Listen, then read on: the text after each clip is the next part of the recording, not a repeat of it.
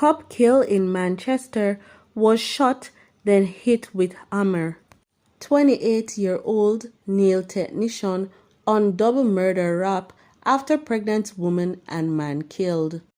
Please remember to subscribe, like, share, comment, and don't forget to hit that notification bell so you can always be updated with the latest news. Now for the news in details.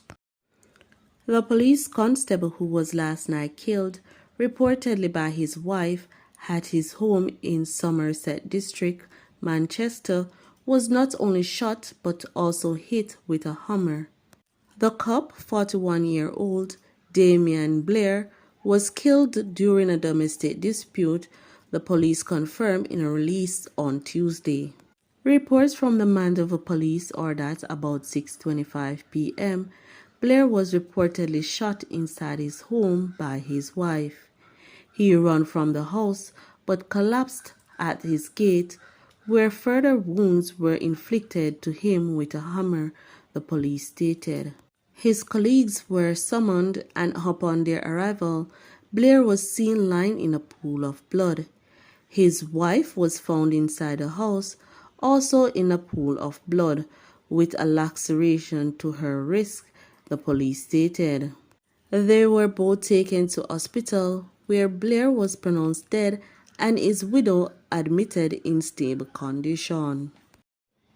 A 28-year-old bar operator and nail technician of Anchovy Land Settlement in Portland has been charged with last week's double murder on Campbell Avenue in Port Antonio, also in the parish. The police disclosed that Jodian Jackson has been charged in relation to the death of Shade Pink, 28, of Campbell Avenue, and Keno James King, 23, of Johnstown District, both in Portland. They were gunned down on Labor Day, May 23rd.